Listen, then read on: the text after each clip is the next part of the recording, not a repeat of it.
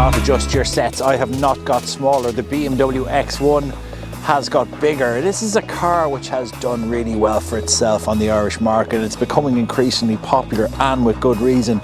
It's been around for about 10 years now, and it's been getting bigger and bigger along with the sales too. This is the latest version. Let's see what it's like. Take a moment, enjoy the calm. You could be stuck on the N7 with two teething toddlers, but we don't do stress at the AA. We do roadside rescue, and our trained mechanics fix 8 out of 10 problems at the roadside. Buy online now at theAA.ie. Relax. Yellow and black have got your back. I'm not sure what you think of BMW styling of late, but a lot of the controversy has been around these front ends, these really massive flared nostrils which you see here on this version of the X1. And look, for me it looks okay. Some of the other versions, say in the X7, I'm not too sure about, but this car for me looks pretty good. And these vents aren't just here for show. They can open and close in order to let the engine breathe a little bit better or provide better aerodynamics. And if you're wondering about this paintwork, it's a special frozen grey colour, which is about €3,500, so not cheap, but it does look really good. But you cannot bring it through car washes, only hand washing for this one, please.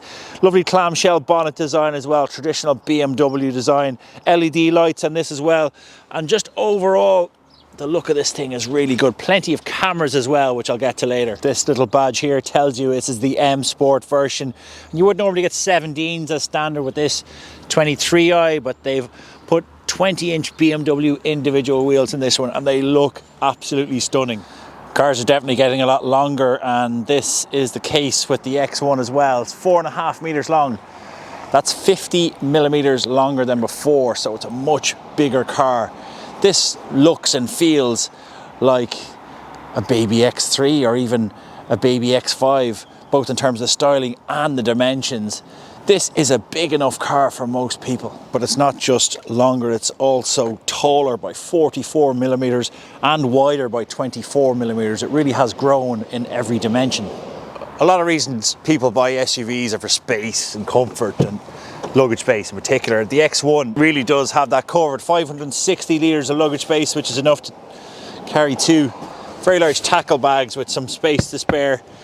If you drop those seats, it goes up to 1600 litres, which is pretty enormous. So it does tick a lot of boxes in terms of being a family vehicle. This X1 is much more practical than it's ever been. Plenty of space here, and it's really quite comfortable. I've loads of knee room as well, and this seat does slide back and forward as well to give you extra boot space or leg room depending on what you need. But as a 6'2" adult, I'm totally comfortable here.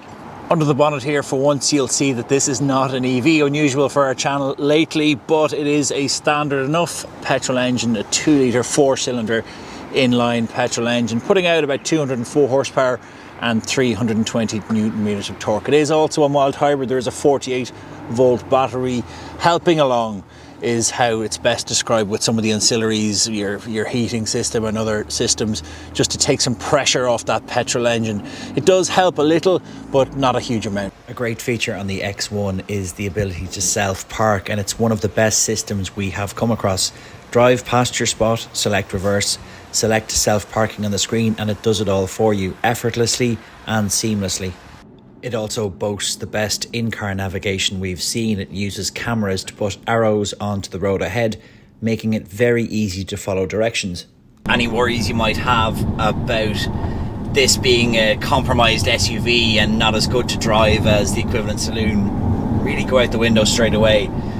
As soon as you sit into it and you feel that chunky steering wheel, you realise this is going to be a driver's car, and it really doesn't disappoint. It just has excellent handling, really focused handling, and the grip is brilliant. We've had some really icy weather over the last few days, and the grip in this car has been sensational. It makes you feel really confident. It's just a really good SUV to pilot, and definitely one of the best drivers SUVs around, without doubt. And this engine as well is excellent. Sure, it doesn't feel as quick as the equivalent electric powertrains these days, which are just so super urgent, but it does feel like a more traditional petrol engine, which is exactly what it is.